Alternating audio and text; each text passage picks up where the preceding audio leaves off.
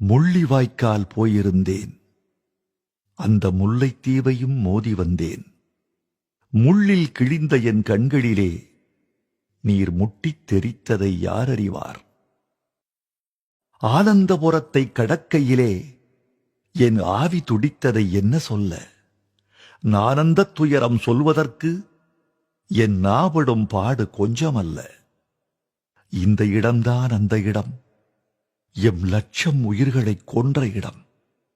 சொந்தம் சொல்லி நான் அழுதால் விண் சுற்றும் கோள்கள் நின்றுவிடும். சாகாத காற்றின் சப்தங்களில் எம் சனங்களின் அழுகுரல் கேட்டறிந்தேன். ஆகாயம் எரித்த சாம்பல் துகள் மண்ணில் ஆங்காங்கு அலைவதைக் கண்டறிந்தேன். எரிவாய்ப்பட்ட சருகுகளாய் உடல் இற்றுப்போனவர் எத்தனையோ, நரிவாய்ப்பட்ட நண்டுகளாய் இங்கு நசுங்கிய சிசுக்கள் எத்தனையோ. தாயிடம் பால் கொண்ட பிள்ளையரை ஒரு தடயம் இன்றியே எரித்தாராம். 1000 எலும்பு கூடுகளை சீன அமிலம் ஊற்றியே அழித்தாராம். படர்ந்து கிடக்கும் வெறுமையிலே இனம் பட்ட பெருந்துயர் சில அறிவோம். நடந்த மெய்க்கதை மொத்தமென்ன ஏ நந்திக்கடலே நீ அறிவாய். தோண்டுமிடத்தில் தங்கம் வரும் என்று சொல்லிக் கழித்த ஈழத்தில் தோண்டுமிடத்தில் குருதி வரும் என்று சொல்லிப் புலம்பும் நிலை உற்றோம்.